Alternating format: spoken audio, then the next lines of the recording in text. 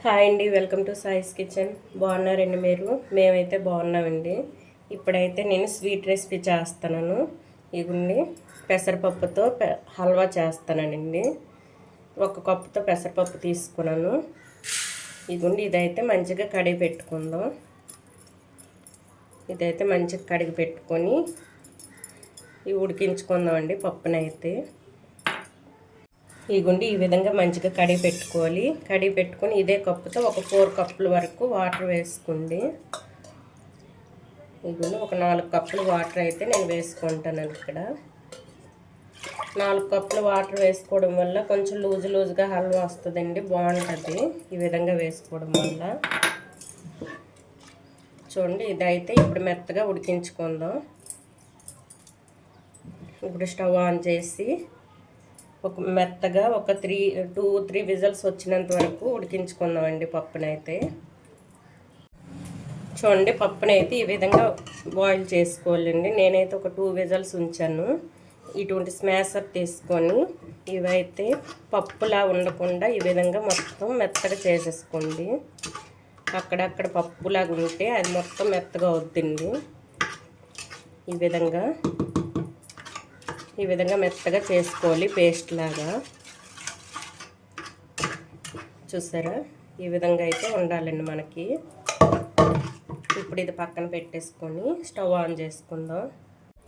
ఇదిగోండి, stove on చేసుకొని ఒక ప్యాన్ పెట్టుకోవాలండి. స్టవ్ పైన ముందుగా స్టవ్ ఆన్ చేసుకుందాం.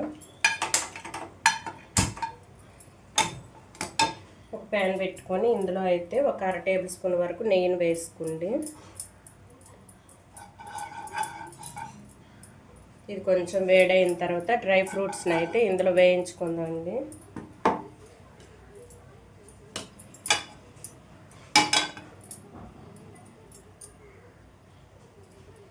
ఇదిగోండి, కొంచెం వేడయింది కదా, ఇప్పుడైతే డ్రై ఫ్రూట్స్ని వేయించుకుందాం ఇందులో.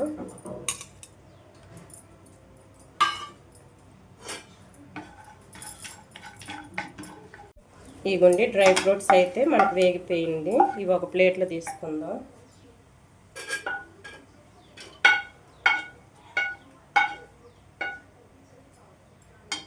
మళ్ళీ అదే ప్యాన్ పెట్టుకొని ఇందులో అయితే ఒక 2 టేబుల్ స్పూన్ వరకు గోధుమ పిండి వేసుకోండి.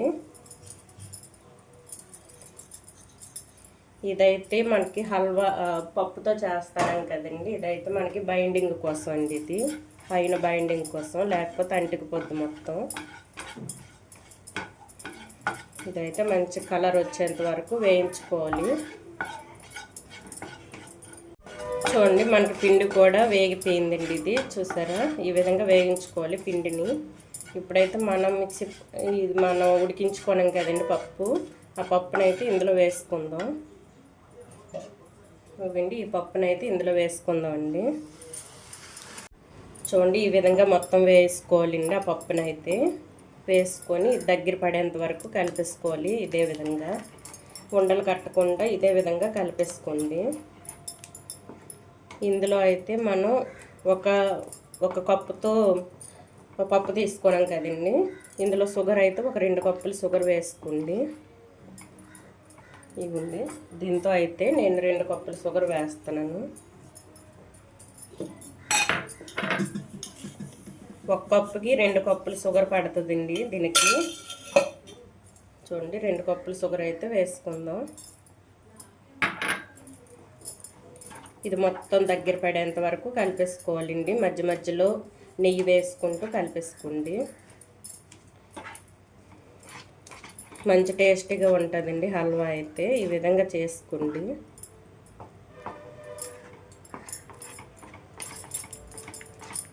ఇదైతే ఉండకట్టకుండా కలుపుతూనే ఉండాలండి ఇదే విధంగా. చూసారా, ఈ విధంగా మొత్తం ఒక దగ్గరికి తీసుకుంటూ కలిపేసుకోండి. ఇందులోనే మరో 1/2 టేబుల్ స్పూన్ వరకు నెయ్యిని వేసుకోండి. ఇవి పూర్తి అయ్యేంత వరకు కొంచెంగా నెయ్యి వేసుకోవాలండి. ఒక పావు కప్పు వరకు పడుతుందండి నెయ్యి అయితే. ఒక పావు కప్పు, 1/2 కప్పు వరకు. ఇవి కలుపుతూనే ఉండాలండి ఇదే విధంగా దగ్గర పడేంత వరకు కలుపుకోవాలి. చూడండి కలుపుతూ ఉండగా అలా దగ్గర పడింది చూడండి. కలుపుతూనే ఉండాలండి. ఫ్లేమ్ మీడియంలో పెట్టేసుకొని ఈ విధంగా కలుపుతూ ఉండాలి. కలుపుతూ ఉంటే ఈ విధంగా దగ్గర పడుతుందండి. అలాగా చూసారా, మనకైతే దగ్గర పడింది. ఇప్పుడు కొంచెం ఇందులో మీ ఆప్షనల్ అండి, ఇది మీకు నచ్చితే ఫుడ్ కలర్ వేసుకోండి. నాకైతే చూడటానికి బాగుంటుంది కదా అనేసి ఫుడ్ కలర్ అయితే వేసుకుంటాను. కొద్దిగా వేసుకున్నానండి. ఇదైతే మొత్తం కలుపుకోవాలి దీంట్లో కలిసేటట్టు. ఈ విధంగా మొత్తం కలిపేసుకోవాలి. చూసారు, ఇప్పుడైతే కొద్దిగా నెయ్యి వేసుకుందాం అండి. 1 టేబుల్ స్పూన్ వరకు నెయ్యి వేసుకోండి.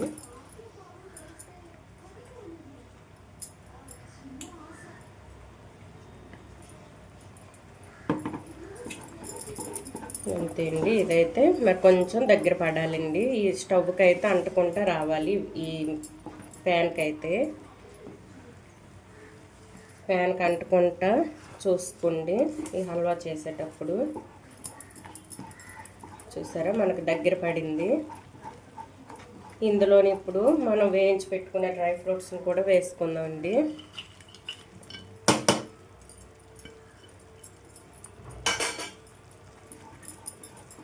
దగ్గర పడేంత వరకు కలిపేసుకోవాలి. చూసారా, మనకైతే ప్యాన్ నుంచి విడుతుంది చూడండి. ఇప్పుడు మరి కొంచెం 1/2 టేబుల్ స్పూన్ వరకు నెయ్యిని వేసుకుందాం. హల్వా కాబట్టి కొంచెం నెయ్యి ఎక్కువనే పడుతుందండి. కలుపుకుంటూ వేసుకోండి. ఈ నెయ్యి అనేది మనం వేసిన నెయ్యి మొత్తం మీదకి తేలేంత వరకు ఇది కలుపుతూ ఉండాలండి. చూసారా, ప్యాన్ నుంచి అయితే విడుతుంది మనకి.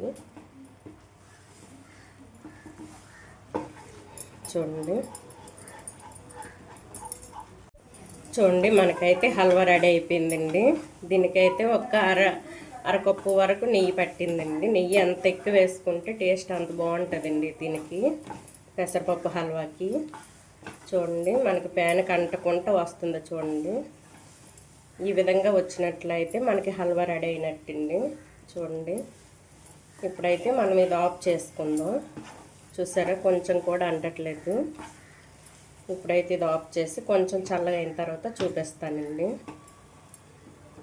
స్టవ్ని అయితే నేను ఆఫ్ చేసుకుంటాను. చూడండి, ఈ విధంగా అయితే ఉండాలి మనకి హల్వా. ఇది కొంచెం చల్లగా అయిన తర్వాత ఒక కప్పులో తీసుకుందామండి.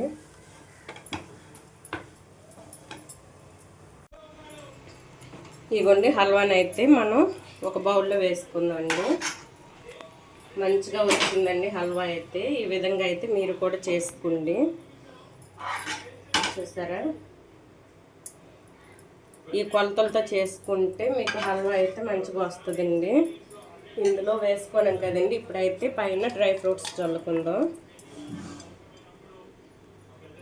అంతే అండి, ఎంతో టేస్టీ హల్వా అయితే మన పెసరపప్పుతో చేసిన హల్వా అయితే రెడీ అండి. చూడండి, ఇదిగోండి. ఈ పెసరపప్పు హల్వా కనుక మీకు నచ్చినట్లయితే అండి లైక్ చేయండి, షేర్ చేయండి, నా ఛానల్ను సబ్స్క్రైబ్ చేసుకోండి. ఓకే, బాయ్ అండి.